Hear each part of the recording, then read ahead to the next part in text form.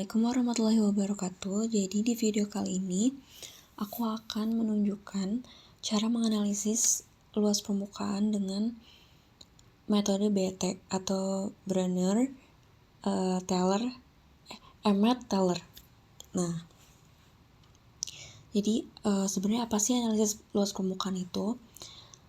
Karena kalau biasanya kita melihat benda yang ukurannya besar gitu, yang permukaannya itu terlihat jelas, itu kita bisa dengan mudah menghitung mungkin itu luas permukaannya persegi atau mungkin lingkaran atau mungkin persegi panjang gitu. Kita bisa menentukan bagaimana bentuk luas permukaannya dengan jelas, dan juga perhitungannya kita juga nggak asing gitu. Nah, tapi di kasus kali ini adalah material yang dipakai itu material dengan ukuran yang kecil gitu, bahkan mencapai nanometer. Kita pun nggak tahu bentuk materialnya tuh kayak gimana, entah itu materialnya berpori-pori atau mungkin tidak, atau bagaimana, itu kita nggak tahu bentuk materialnya bagaimana. Tapi kita akan menghitung luas permukaannya. Kita tetap bisa menghitung luas permukaannya dengan cara metode BT ini, atau dengan pendekatan melapisi permukaan material tersebut dengan gas yang biasanya tuh gasnya nitrogen. Karena gas nitrogen ini tuh gas inert yang nggak berikatan dengan senyawa apapun gitu. Jadi dia stabil, menempel pada pori-pori si material yang akan kita hitung luas permukaan ini. Nah, di sini aku udah punya data P per P0 dan juga volume gas terabsorpsinya dalam cm kubik per gram. Sebelum ke situ, aku mau nunjukin ini dulu. Di sini ada tahapan cara menentukan sampai kita mendapat luas permukaan benda tersebut. Nah, yang pertama ini ada menentukan nilai Y dari persamaan BT. Seperti yang kita tahu, persamaan linear itu kan Y sama dengan MX tambah C ya. Nah, dari persamaan BT juga dia punya persamaan atau struktur yang sama penulisannya dengan Y sama dengan MX tambah C. Di sini persamaan BT-nya tuh seperti ini, 1 per X dikali P0 per P dikurangi 1 sama dengan 1 per XM kali C ditambah C-1 per XM kali C dikali P0 per P. Ini kalau dibalik yang ini dengan yang ini tuh strukturnya sama kan, jadinya Y sama dengan M kali X tambah C. Jadi yang menjadi gradiennya itu adalah yang C-1 per XM kali C. Dan yang menjadi interceptnya itu yang 1 per XM kali C.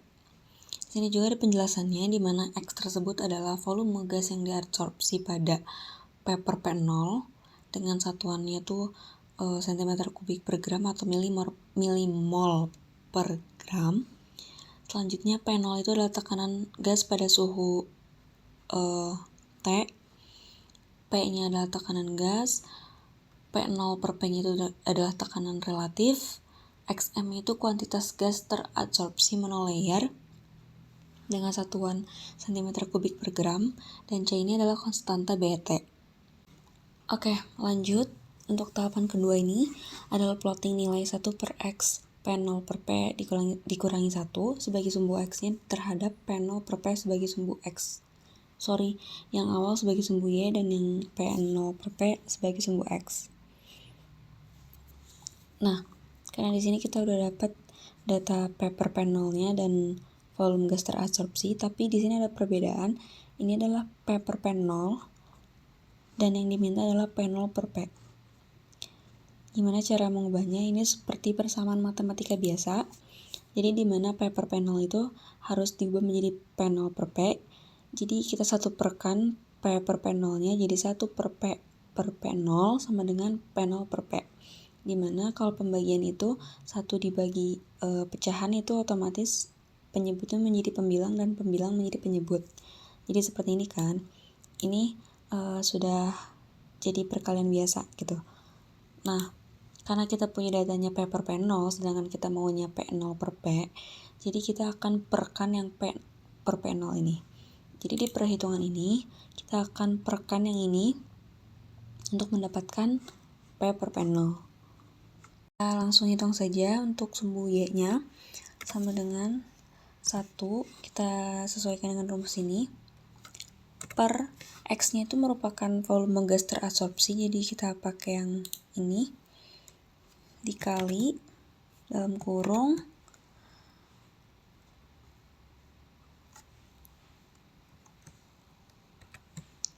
karena tadi rumusnya itu adalah 1 per P per P0, jadi kita pakai 1 per P per P0 dikurangi 1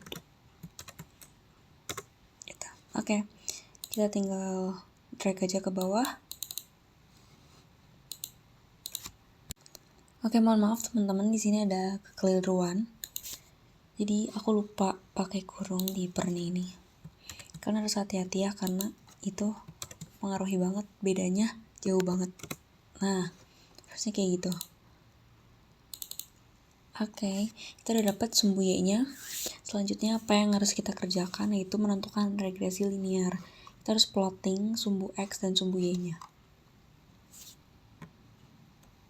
Oke, kita insert. Kita pakai yang scatter, yang ini. Kita select data, tambah ininya adalah kurva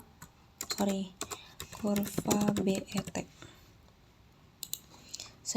Series X-nya adalah yang P per P0, series Y-nya ini.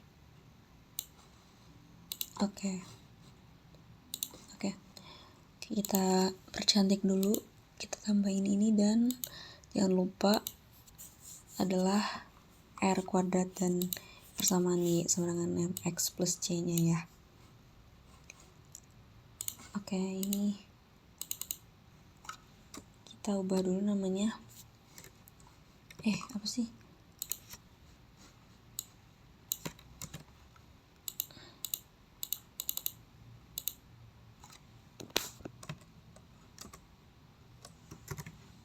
Gitu ya. Yang ini kita namain P per P0. Oke, udah jadi, kita udah dapet juga regresi linearnya, dimana Y-nya itu adalah yang ini 1 per X P0 per P-1, Y-nya, M-nya adalah C-1 per XM kali C, yang ini 0,2784, X-nya itu P0 per P, betul ya, dan C-nya ini adalah 1 per XM kali C sama dengan 0,0009, dengan regresinya 0,9999. Oke, kita cari pakai formula Excel, tinggal tulis slope. Oke, kita dapat sama ya, sesuai dengan yang ada di kurva. Selanjutnya intercept juga, kita tinggal tulis intercept, sama disesuaikan juga blok Y-nya dulu, terus koma, terus blok X. Ada sama ya, 0,009. Nah, di sini ada satuan-satuan dari nilai-nilai ini. Untuk slope atau M-nya sendiri itu satuannya adalah cm kubik, dan interceptnya juga cm kubik.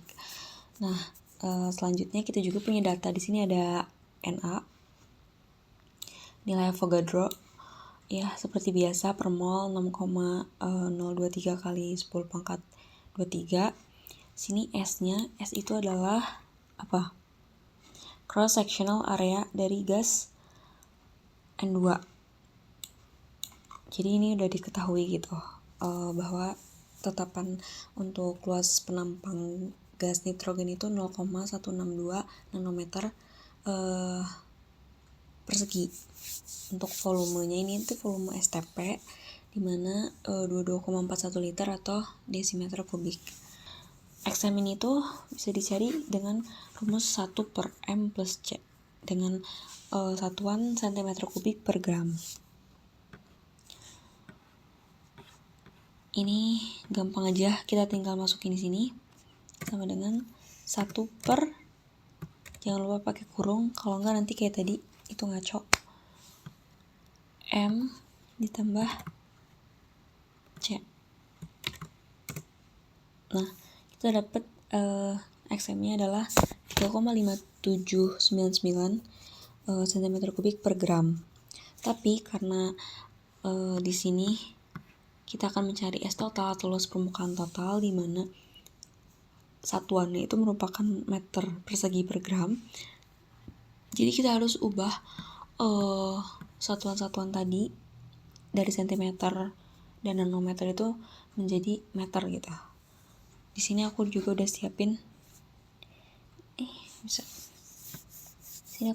kolomnya untuk merubah satuan dari sentimeter ke meter, dan juga aku udah nulisin perhitungannya. Jadi dari 1 cm kubik ke meter kubik itu dikali 10 pangkat min 6, dari nanometer persegi ke meter persegi itu dikali 10 pangkat minus 18, dari desimeter kubik ke meter kubik itu dikali 10 pangkat min 3.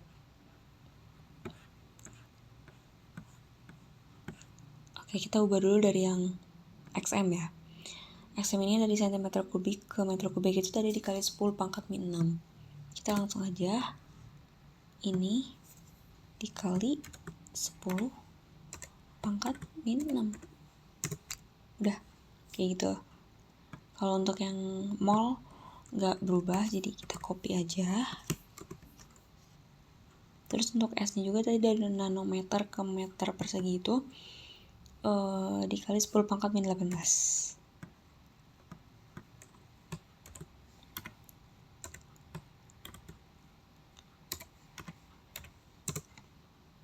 Oke, terus untuk volumenya dari desimeter kubik ke meter kubik itu tadi dikali 10 pangkat min 3 ya. Ya. Kelebihan apa sih?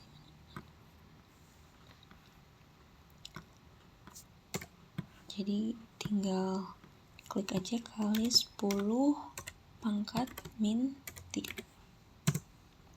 Ini satuannya udah sesuai meter kubik per gram, mol, meter persegi, meter, pokoknya semua udah dalam meter dan gram, ya kan? Nah, sekarang ini adalah step terakhir, kita akan menentukan S total atau luas permukaan total. Tadi karena kita udah XM itu adalah luas permukaan gas yang terabsorpsi ke adsorben, jadi belum luas keseluruhan gitu. Jadi kita hitung luas permukaan totalnya itu dengan cara mengalihkan XM dengan bilangan Avogadro dan luas penampang gas nitrogen per volume STP. Langsung aja, di sini aku udah siapin juga kolomnya sama dengan tadi tuh yang sudah dikonversi ya guys. Jadi ini dikali kita pakai kurung dulu masih. Sorry. Salah. Kurung XM dikali NA dikali S kurung tutup per V. Nah, didapatkan luas permukaan totalnya itu adalah 15,586 meter persegi per gram. Kalau ada kekurangan mohon maaf, karena di sini aku juga masih belajar dan cuma sharing. Semoga videonya bermanfaat. Wassalamualaikum warahmatullahi wabarakatuh.